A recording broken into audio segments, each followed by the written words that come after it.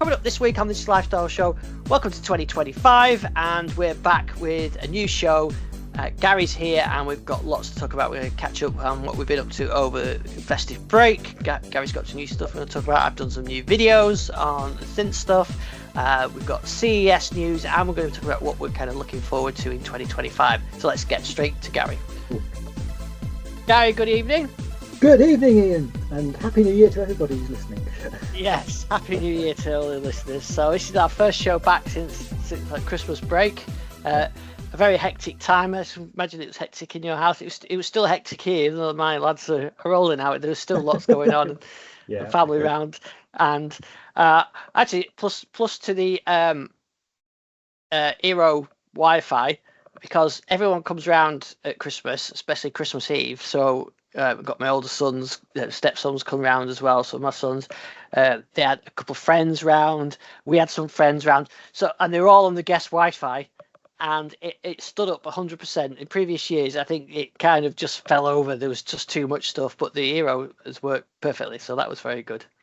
So New Year's Eve, my internet fell over completely. The fibre cable stuff just went down, and the failover worked seamlessly. I didn't even notice it happened. It switched using the 5G router absolutely seamlessly on the air. That's good. I didn't notice it at all. So it was only the next morning I looked and thought, hang on, I'm running on 5G. Yeah. I'm not running on things. So that was really good. Yeah, that's good. So yeah, it's always a busy time. It's good to be back. A new year. Lots of things to look forward to. I thought we'd do a bit of our sort of predictions. We didn't do a full set of predictions last year. So I thought we'll just give a few interesting things. We'll catch up on some of the stuff that I've been working on. I know you've been working on. I believe you've got some something you want to show us as well. Yeah, I've got a new toy for Christmas. So yeah, so we'll show that. I'll reveal that in a little while. There are some insider builds. We can talk about that as well. And it's CES actually. It comes up on my phone. I think it's disappeared off now, but yeah, I think I'm not sure if the last time we were there was actually 12 years ago. Getting on for it, as if it's not that wasn't that. Yeah, so I think it's around then that was the last time we were there. So but anyway, this on this day, whatever 2000 and whatever it was, don't stop working. OneDrive stopped working. But yeah, we were there doing the press briefings at CS. They were always really good fun. 12 years ago we were there. Looking at HD home runs and all that kind of thing. In fact, and I've got some pictures from 16 years ago, which where we were at the HP event and so on. So yeah, they're good memories of those. They're good memories. It doesn't seem that long ago. And it's surprising how little tech's moved on since then, to be honest.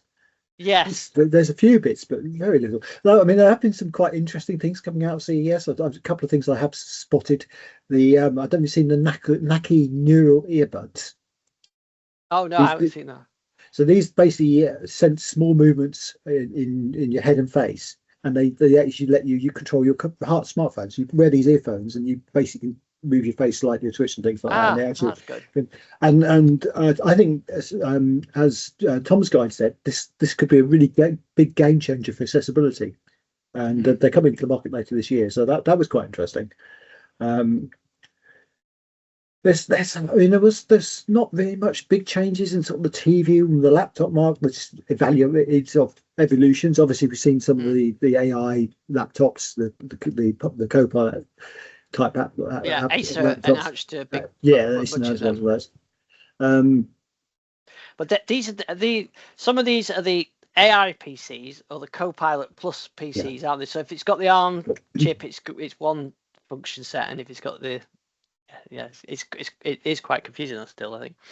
One thing I have seen quite a few of on PC side is actually handheld gaming PCs.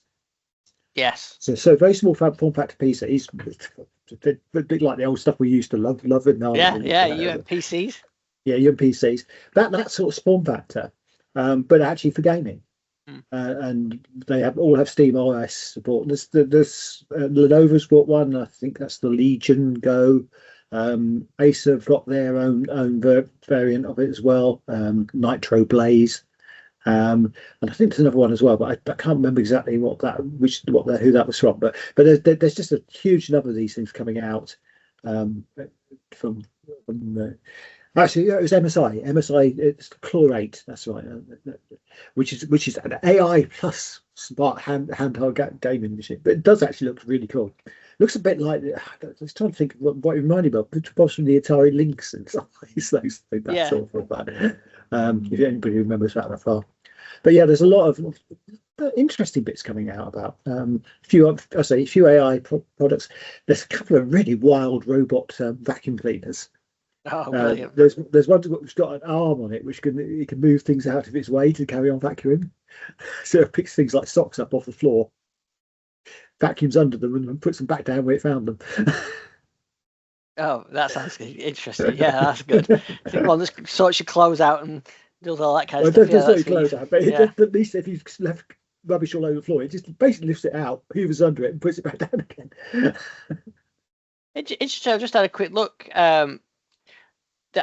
The MSI Claw, it's £549 at Curry's, because I just did a search for it, and it mentions Windows on there. Yeah, it is Windows based. Yeah, that's. I mean, for a few years ago, we would have gone, like you said, we would have gone crazy for one of those, wouldn't we? As a UMPC type thing. I'll share my screen, then I can. Yeah. But yeah, so is this the new one that's come out? This MSI one that's at Curry's, or is this? Yeah, that's it. Yeah. Actually, looks quite. I mean, it's a nice form factor, isn't it? It's a good spec, isn't it? Ultra 7, 1 terabyte. So, I mean, I actually looked at one of these because I need a replacement for my home security laptop on the laptop desktop, which is a quiet engine. I just wondered how quiet these would be. They've probably got big fans in them, there's small fans in them, which will make a lot of noise. But you can imagine that as actually running something like a home security system or a smart home system. Yeah, and it's 7-inch touchscreen, so it's back to the what was those ones that we both had? I can't remember what they were called now. There was a 7-inch one and a 10-inch Lynx tablets. Yes. Yeah. One of these. One of these. Yeah. I still have sitting on my desk. Yeah, that's it. Yeah. It's almost like it's almost that form factor, but a bit bigger, isn't it, with the game controllers on it? But I suppose you've got. It's how if you were using it for non-gaming, you've got to then interact with it through the touch screen, which is quite 7 inches, quite small. Yeah. But they're nice. Good for viewing a home security system, sort of the multiple screens and that. It'd be quite good. I could imagine that working quite well with Blue Iris because it's certainly not expecting working. Smart glasses are a big thing this year as well. Lots of different types of smart glasses. Some of them do sort of semi-AR, other bits just overlaying little bits of information in the screen. Definitely some interesting things out there on there. I think there was one I saw that was it was like a Braille bot thing that they're working on, not this, so it could actually do the scene and convert text to Braille real time. That's quite interesting use of the technology as well. Yeah.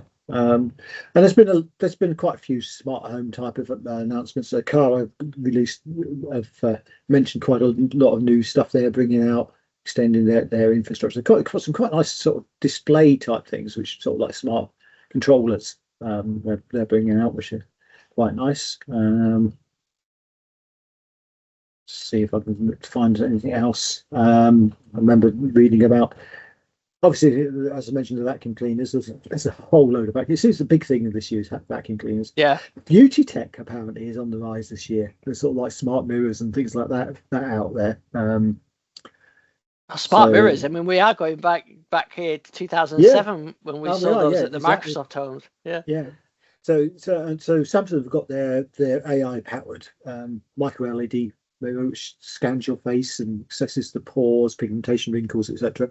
and makes recommendations.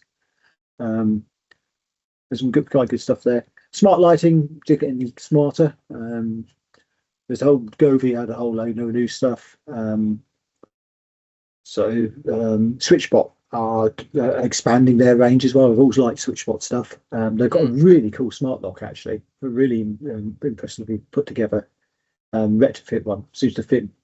It's basically the one they showed at the CES was the American market and fitted virtually every type of lock you can find in the American market. I think they'll also work for the UK market as well. So some really good stuff coming out there. It's going to be interesting to see what happens with the robot market, because there seems to be quite a few home robots that are starting to come out, and what they're actually going to be able to do. Some odd ones.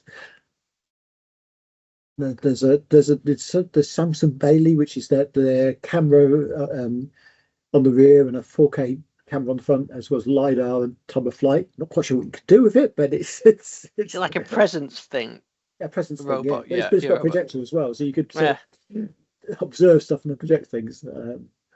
So yeah, there's some interesting bits and pieces coming out. I was particularly impressed with the car showcase. So I think that they've done quite a good lot of really. They've sort of kind of expanded their range and filled in all the gaps they had. And so I do like their new touchscreen switch and their touchscreen dial. So they're two sort of controllers which are really quite nice. And they've got new presence sensor as well, which is, this one's battery powered, because the last ones they had last year were all USB powered. And the new doorbell camera, which also, the nice thing about the doorbell camera, it's also a hub. So also you can actually use it to control as a smart home controller. So that's quite nice. And I actually quite like that the car have all their cameras are also hubs as well, so you can use that to control other Zigbee type devices. And if you think about it, quite often having the doorbell as sort of the centre of that, it's quite good, because the doorbell's got quite a bit of processing power normally, because it's got to do with the video stuff. And then you can have your Zigbee sensors attached to it. So if you can have a combination of a doorbell and door being open and all that sort of stuff, you can get some quite interesting interactions there. Yeah. So some interesting stuff they came up with, which is good to see. Happens. It's not obviously still ongoing. Still more stuff to come out of it, but we'll see. I know. Not from CS, but Link. Those sensors which I mentioned, which is they've got presence sensors, and they've announced a new presence sensor, but it actually uses microwave. Yes, that's really interesting. Yeah. I also noticed it's sold out virtually instantly. So 60 gigahertz radar motion sensor with brightness sensor. But like their other devices, they also do other things. So it's the temperature and humidity is built in, controls built into it. I think that's in the USB cable, to be honest. I think from the ones I've got, and an IR control as well. So yeah, they're saying that that's good saving, because you've got all those functionalities built into it as well. I've got their presence sensor, which works quite well, but I think these radar ones are more accurate, aren't they, with the positioning of the the millimeter wave wave stuff is really, really, really good. I've got one in here which definitely works for sensing when I'm actually, because most of the other types of infrared sensors, or motion detection sensors, just if you sit still for a long time, which you just need to do when you're at laptops or whatever, they stop sensing you and things turn off. Whereas this one actually is sensing my heartbeat basically, and if it's there. That was actually what was really interesting about Akara's FP300 presence sensor, because virtually all the presence sensors are USB powered, because they need quite a bit of power to work, which can be quite restrictive where you can place them. But the FP300 is actually a combination sensor. It's got PIR and multimeter millimeter wave, and it's battery powered, and it can have a battery life of up to 2 years, which I thought was quite impressive. Yeah. So and it's quite interesting also that it has both Thread and Zigbee in it, and it's available in the Matter protocol as well. So it's really future proof, because you're going to be able to use it for any system virtually.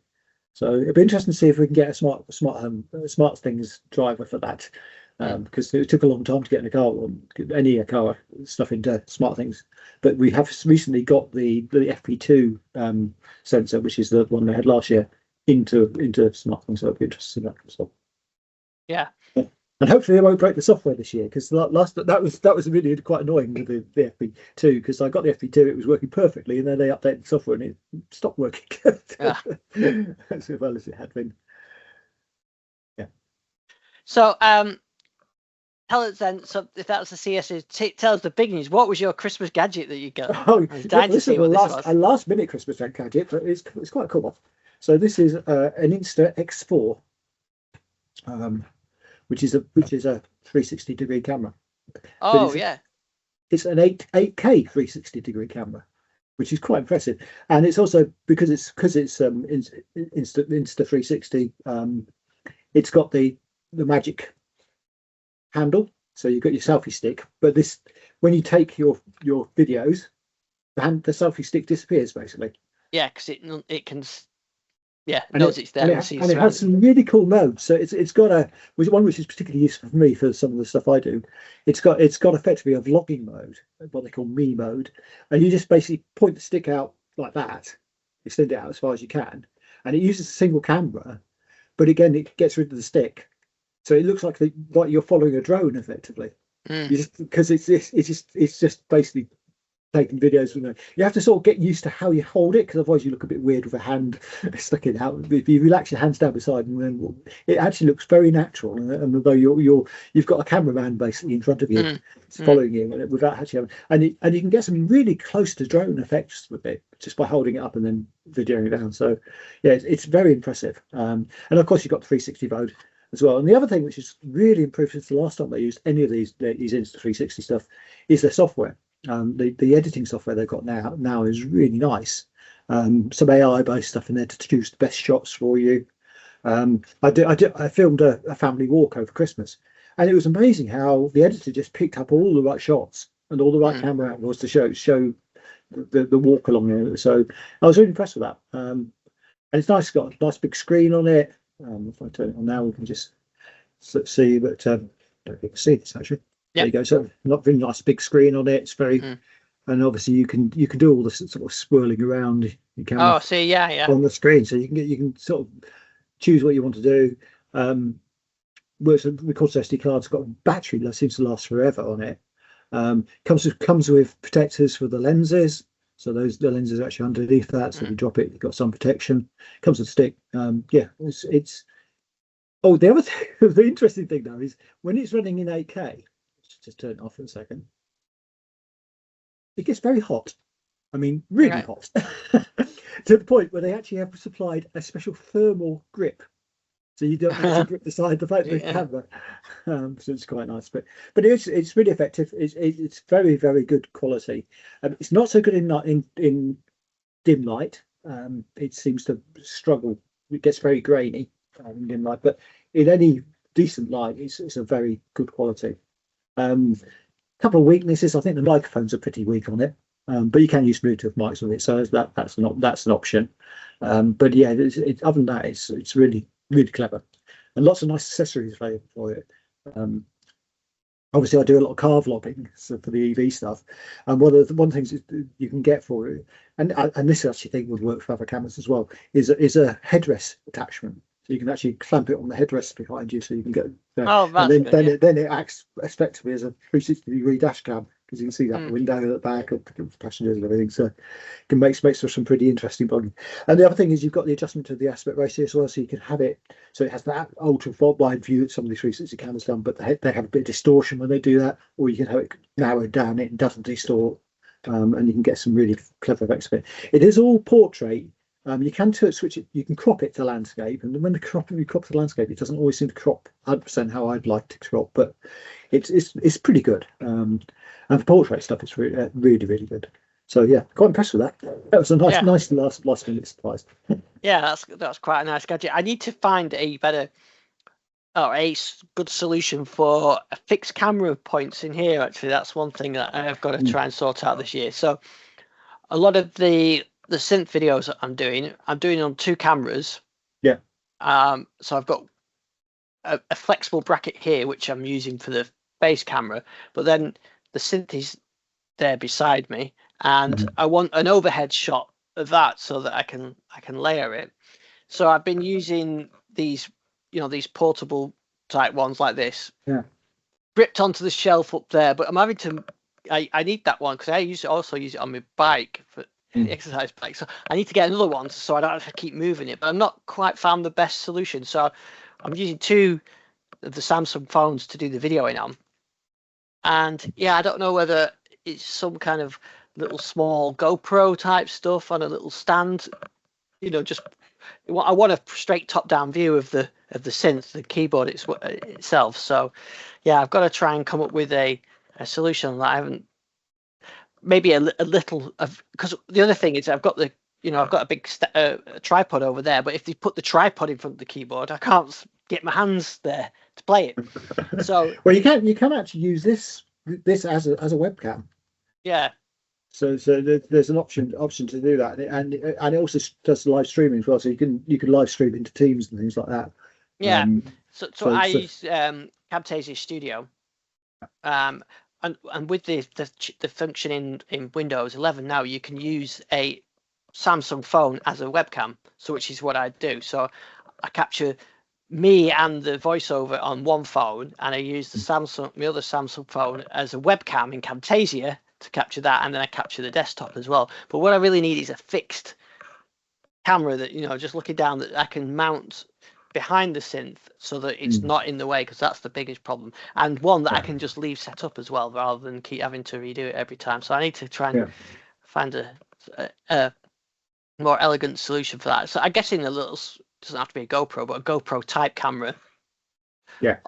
You can get those little stands, can't you? But it just needs to fit behind it somehow. So yeah, I've seen people go with different solutions, mounting cameras on ceilings and stuff like that. I don't want to go to that extreme. Just a small camera that's sort of here looking down would be good. So I'm expect, but then sometimes I record over there as well. So this is one of the issues that I have, is moving around with different instruments. So yeah, I do need to find a better solution for that. I did. I think I talked about this a while ago. I did come up with the audio solution. So I use my main phone to do the video caption for the audio. I just use one of these little microphones, and it actually comes with as a pair, and with a little USB-C dongle. So you plug that into your phone or PC or whatever you want, and then you've got a pair of these clip-on mics as well that connect to it. So that's actually pretty good. I think I did mention that because I used it at the Synth Fest, so just clip it on like that. So that's worked quite well, but I just need to find a better video solution. Just to make it so I can set these things up a little quicker and not spend too much time fiddling around with to get the camera angles on there. And also when you finish it, when you get to the editing thing, I should have just had it a bit more to the left, but of course it's too late then once you filmed it all. So maybe one of those things would be all right, because it would be on the stick behind. Yeah, yeah, and I guess it would capture the full 360, so I could post edit in post production, get the angle right. So yeah, it might be worth looking at that. I don't think I've got any gadgets this year now. Having just got the new multi-poly, I had no more technology. No more technology for me this year. There are some interesting stuff coming from Korg though, that for me to play around with as well. So that's on the software side. So that's quite good. We'll talk more about the tech stuff. But on the Windows Insider builds, we did get a couple of builds. So Microsoft stopped doing builds towards the end of last year, didn't we? But we did get some new builds this week, or last week, sorry. We got one on the Canary channel, but they were just minor fixes on there. And we got one on the Beta channel, which again were minor changes. I'll share the screen. Interesting to see they've experimented with this. You can see they put the labels back on the right click menu, the context menu. No, I haven't exploited that. Yeah, so that's in the beta version of the beta channel. I swore that they were there, and then I went and checked on my live machine, and no, they weren't. So, but they were there at some point, because I remember talking about it on build videos that they'd put them back. So obviously they've been there, gone, and now they're coming back again. So I suppose they're working through user feedback, but I'm sure I'm sure that's been out and been back in again at some point. I think Windows 11 launched without them, and then I'm sure they were there at some point, but yeah, not there now. But that was it for the build news. Unfortunately, hopefully we'll get something interesting. I've got my laptop 6 for business running on the dev channel now, so already got that. And as that MIDI 2.0 stuff is in here, but not accessible yet. So we're just waiting for that, aren't we? So I'm hoping that we'll get to some MIDI 2.0 stuff. In fact, it's the music, what they call it now. The I'll tell you exactly. Remind me. NAMM on the 23rd. And which is the sort of the North American music manufacturers, like it's like a CES for music manufacturers. And I think I remember that there is some talk of Microsoft were doing some talks there, weren't they, about MIDI 2.0 and stuff. So we may get some announcements from Microsoft or from the MIDI Foundation, the MIDI. I think it's called the MIDI Foundation, about some of that. So we might hear something from Microsoft. There may be even a public preview of some of the MIDI 2.0 stuff and the new stacks that are coming into Windows. So that would be quite good if we could hear something on that, because there's quite interesting stuff coming from Pete Brown. Talked about it on the show a few weeks ago, and I think he mentioned that I think there might be some NAMM announcements. So hopefully he's got something to we can talk about there. Yeah, I'm not sure what happened there. yeah. So hopefully Pete Brown could talk about some. Hopefully we'll see some of Pete Brown's stuff at NAMM for the MIDI stuff. I'm quite interested to get that going, and so I've got a machine ready. Just need the public bits for that. I was just switching my camera here. So this is actually using the Insta360 camera. Yeah, so we can see 3 views of it on there. Yeah. And I can switch them dynamically, so I can just go that one. Shows that don't work. Yep. Yeah, there you go. Yeah. And then we'll do rear, which should show a laptop. And then you've got the dual switching, which allows you to see. Quite impressive, actually, as a webcam, isn't it? Yeah, it is. Yeah, that's actually pretty good. That, yeah. Just on even the front camera is really quite impressive. It obviously is slightly distorting, but yeah, it's kind of fisheye a bit, isn't it? But yeah. And you can change the view as well, which you can't quite figure out how to do. Oh, there we go. Yeah. It's also it rotated around then, did it? Yeah. Not sure what I'm doing there.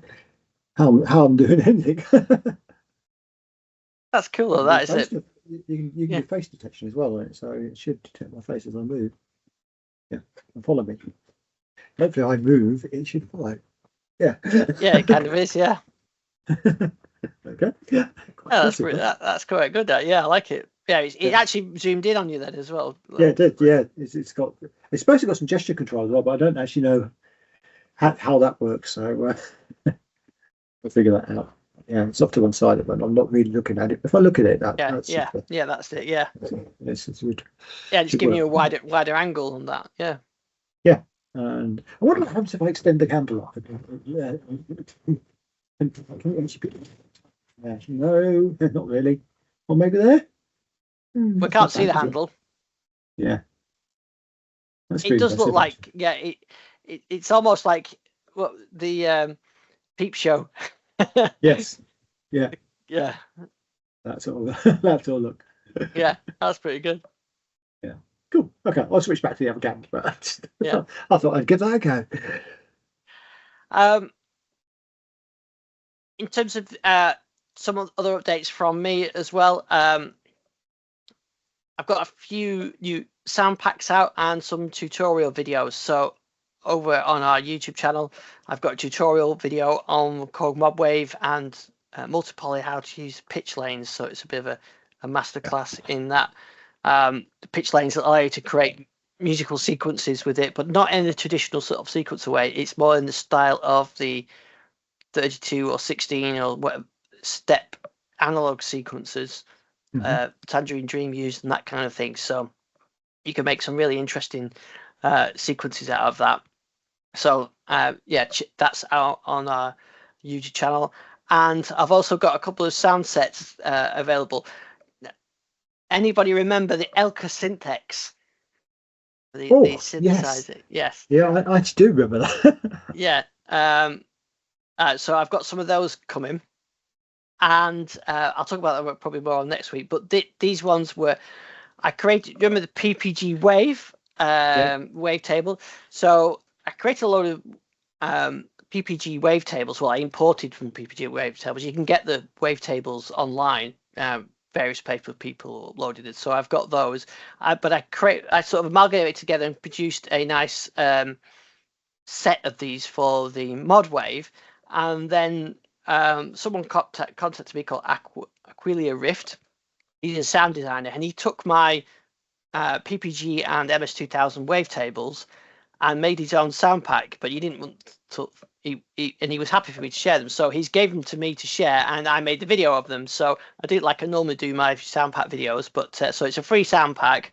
But these aren't made by me. These are all by Aquilia Rift, but using my wavetable imports as well. So if you've got a mod wave, it's well worth checking out because it gives you that sort of very early 80s digital sound, which is really quite interesting. Again, very Tangerine Dreamy, but you can get that kind of effect on there. And I also don't think I talked about this one.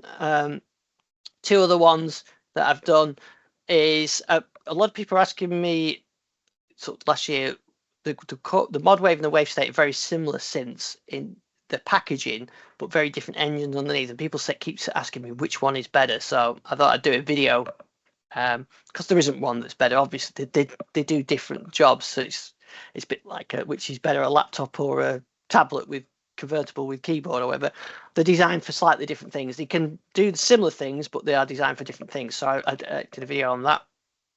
And I also have one on the synth samples that are in the mod wave and the wave state, particularly on the wave state, it's a sample playback synthesizer, and Korg have got a really good high quality set of samples in there for you to play with.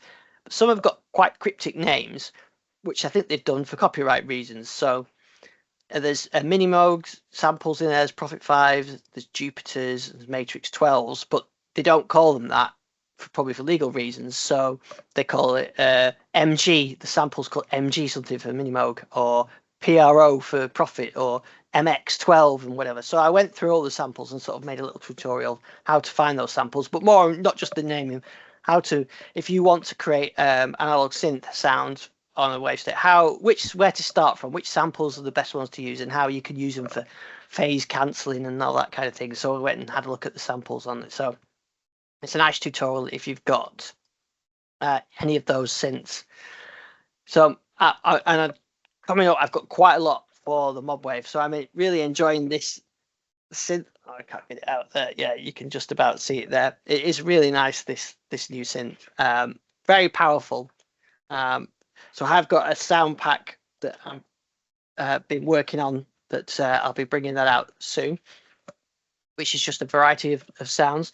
But I've found that I can emulate Sequential Prophet 5 really quite well. So I'm going to work on a set of those. And I've got some tutorials as well. One of them, which is how to make early 80s Tangerine Dream on the thing. So I think that'll be quite good as well. So interesting stuff there. So plenty to watch out for on our YouTube channel, and lots of debate and comments on the YouTube channel now, which is really nice to see. So hopefully keep that up in 2025.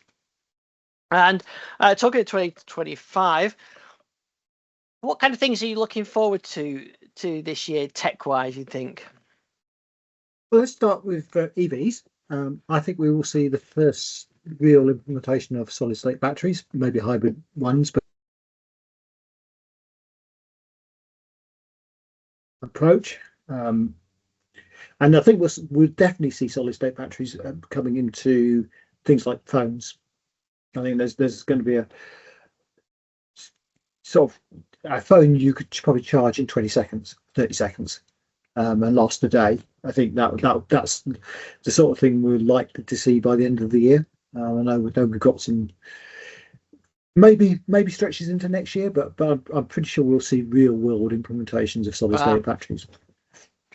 That'll be a bit of a game changer then, won't it? If it's Yeah. That sort of length of time, especially when it comes to EVs. Yeah, and EVs, obviously solid state, even hybrid solid state have some real advantages. Obviously, they're lot less susceptible to fires and the like. In fact, they just don't catch fire usually, and they're probably safer than virtually any other form of transport, really. And what will be really interesting is when solid state batteries come into things like scooters and bikes, and the ranges of those will just go through the roof. There'll be absolutely incredible amount of range on those because the battery density is much higher, basically. So it's very small. But the other interesting thing about solid state is because that battery density is higher, even in sort of the really sort of early stages, it's going to be at least 4 times higher density. I mean, you can build lighter batteries, so you could decide to go for a longer range, or you could keep around about 300-mile range, which is a fairly real sweet spot, but the battery would be much lighter. Right. So that means you can build a lighter car, or you can choose to keep the same weight of car, but increase the battery size. So you've got the two choices. You go stay the same battery size, same battery range, and have a much lighter car, which actually will give you more range anyway. So you can even have a lighter battery, and it's kind of you end up with a potentially very light battery, which will be good, because a lot of one of the problems with EVs, although it's not an overall problem because the centre of balance is quite nice on an EV because the battery's down low. They are heavy, and that's been one of the complaints about them falsely causing issues on the roads and things like that, but they don't, because they're certainly no worse than a HGV or a van or even a Range Rover. They're far heavier, but that's obviously been a concern. So once we get solid state batteries in place, and I say hybrid solid state they're not as good, but they have some cost advantages. Then I think we'll see some real improvements. The one problem at the moment is they're going to be expensive to produce initially. Once we get into mass production, as everything, it will come down in price, same way the original batteries came down in price. They're kind of equivalent in cost to what batteries were 10 years ago. So you can kind of see where that goes. But if you don't need a bigger battery, and you can work with a lighter battery, then there are cost savings to be had there. So there's a lot of swings and roundabouts on it, but it should be generally a real improvement in the EV market. And I've said this before, but it is a challenge when you see the idea of putting loads of chargers out there. If we get solid state batteries being the norm, then a 600-700-mile car will be the norm range, even probably more than that. And equally, it won't be 600-700-mile range in the summer and 400-mile range in the winter. It'll be 600-700 miles range full stop, because the solid state batteries are far less susceptible to temperature changes as well. Equally, in terms of temperature changes, they're a lot less susceptible to temperature changes when it comes to charging, and charging's a lot faster as well. You don't have some of the issues you have with lithium ion, where as it gets more hotter or gets cooler, or it's basically the charging profile changes, or equally when it's getting full, it struggles to charge, and you'll be able to charge 100%. There won't be in this case of you can't charge 100%, or you've got to slow down as you charge it up to 100%. It'll just be able to go away quickly. So you're probably talking the ability to add 200-mile range in a couple of minutes in the future. So I think we certainly 10 minutes. You 200-mile range is going to be absolutely feasible, which is getting into petrol car range territory, isn't it? So I think these things are going to be quite impressive.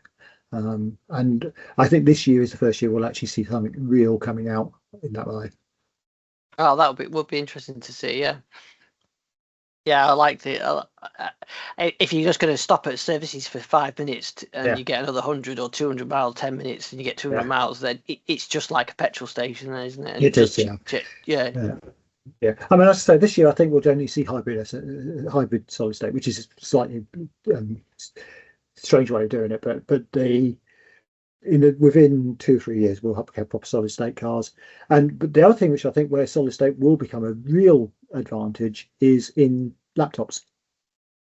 mm, Potentially, you could have a very large capacity battery in a laptop, because you've got quite a lot of space in there, because the battery density will be so high. Um, and they don't have to have so much shielding on them because they're not going to catch fire. They haven't got a lot of the control circuitry again, which you've got. So there's a lot of advantage in solid state for laptops, and they will be thinner and lighter. So you can go your ultra laptops will be lighter mm. again. Um, and you could be talking several days of working time off a single charge on a powerful laptop. Mm. So I think that there's going to be some interesting things. The other thing I think where solid state will make a huge difference is in VR AR. If you consider the fact you're not having to carry power around Yeah, with you yeah, in any way, I think that's going to be. You can imagine a VR headset or an AR headset with the battery in the head strap. That would be yeah. That'd quite make a big considerable. difference. Yeah. Yeah, so and they'll be a lot lighter to wear and all that. So Mm. I think there's a lot of battery technology. It doesn't sound sexy, but it really is because it has so much of an impact on our Mm. day-to-day life. Yeah, yeah. Oh, that's going to be interesting to see that. I hope we'll to see that. Over on the Windows side, do you think we'll get a Windows 12 announcement this year? Yeah, honestly don't think we'll get. I'll be surprised if we ever get a Windows 12 announcement. Yeah, I think we might get a what was I going to say? Call it an announcement that we're going to have Windows Copilot or Windows AI, AI or whatever it is. yeah, um, I mean, I could actually see them changing the name completely at some point, but yeah, Windows is still quite a well-known brand. So yeah. It is. It's the Copilot stuff. Is whether we'll get a revised version of Windows that's even more AI. I mean, at the moment, Copilot is pretty tame yeah, in Windows. It's an application, but it's really just a browser, isn't it? To the yeah, Copilot stuff, which itself is impressive, but it doesn't interact with Windows very well. It did do it one stage, and they did talk about that, and you could change to light and dark mode, but that was really about it.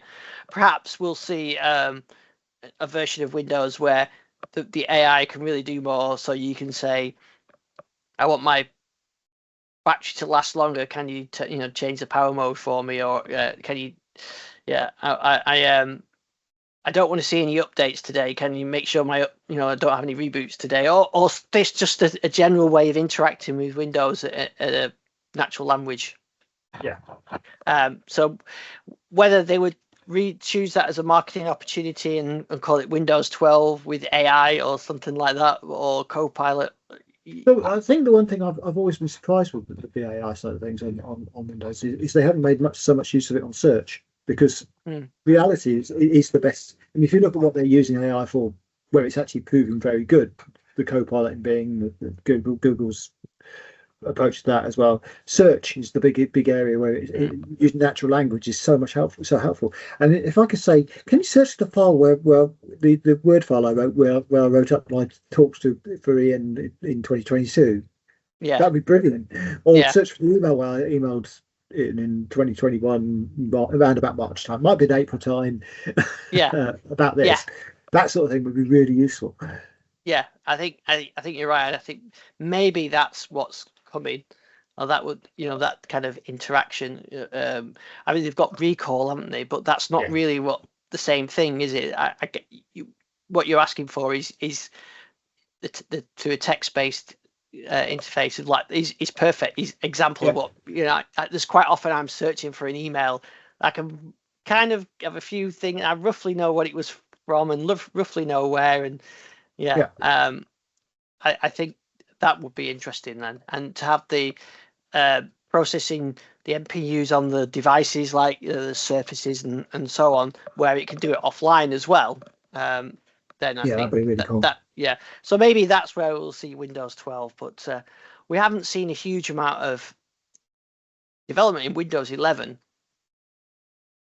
There's a lot going on. Microsoft are doing a lot of work on it, but there's not been a huge amount of changes in the last few months or last few years, I would say, since the initial launch when they sort of fixed all the bugs and everything else. And there is still lots to see. So I'd like to see something like that, whether it be Windows 12 or not, or just the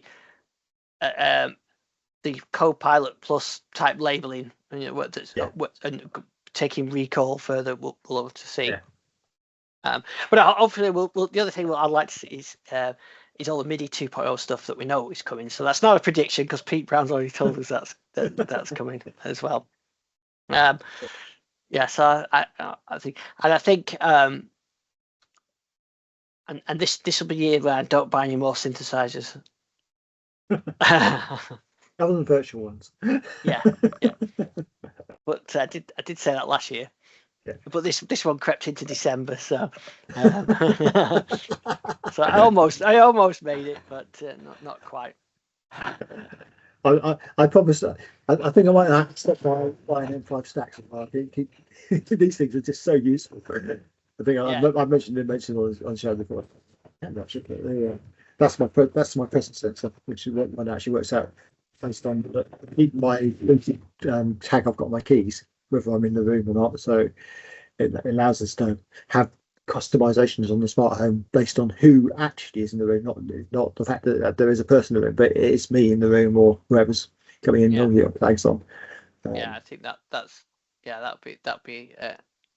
something I would quite like. So say in my office here, if someone other than me comes in, maybe it turns and it's dark, it turns the lights on so that they can see and they don't do anything. But if I come in, it turns the desk on. Yeah. It turns the monitor on, or that kind of thing. See that's. Oh yeah. So it's taped up because it's so cheap it keeps falling apart. But it's just a little Bluetooth sensor. But I think that was £1 off Amazon or something ridiculous. So and it just works. And it actually wants to be fairly low power because you don't want the battery to run out, and you want it to be only working if you're quite close. So it works out distances, and I can actually tell it to do things as I approach the office because it knows the studio, so it can see how far away I am from the sensor. So, exactly where it sits because then everything works. So we're looking forward to a lot of interesting stuff this coming year. We've got a mixture of topics as ever coming over the next few weeks. I think in the next few I've got someone. I think we should have guests from the music industry, the manufacturers, but we've also got. I've got a podcaster, YouTuber that's got a great set of music stuff that we can talk about as well. And we've got some actual musicians coming up. We've got a whole range of different guests coming up over the next few months as well. But if anybody's got suggestions for guests or topics for the show, you can email me, ian@digitalifestyle.com. I'd be happy to look at that. And I think we'll could have an interesting year with lots of different things to talk about. And I'm looking forward to seeing what we come up with in 2025. Yeah, it's going to be. I think this could be quite an exciting year. Actually, I've got the feeling there's a few things going to come out this year which we haven't seen, and some stuff we're probably not expecting. Yeah, that's it. It's always the extra stuff as well that you weren't expecting, which is always the interesting thing. And that's the great thing about technology, isn't it? Things are forever changing and getting new stuff. So that's the best thing about it. Well, just tell us then where we can find you and your EV channel. You can find me it's the EV Owner channel on YouTube. So just before Christmas, I published the ID Buzz review. I've actually had a long wheelbase ID Buzz on trial just before Christmas, literally just before Christmas, which I'm about to edit the YouTube videos for in the next couple of days. So that will be coming up on that channel very shortly, and that's an interesting And we can talk a bit about more about that next show, actually. Well, next month we haven't got a guest on, because that was quite an interesting thing to drive. So the smart parking on there was something to behold. I still find that a bit eerie. The self-driving stuff. Yeah, excellent. So, and can we find where's your just remind me of your socials? Garry WMA on virtually all the social media platforms. You can find me on there. The Blue Sky, Twitter, Threads, whatever everyone it is. X. For the moment, anyway. For the time being, at least. I think I've find the Blue Skies is definitely picking up. It is. There's more and more people going on there that and it's getting more interesting on there now. So some of the people you follow, so I'm quite enjoying that. It's a nice, but I'm still hearing like in the early days. Yes, now. it does exactly like that. Yeah, which is really nice. And I know, a lot.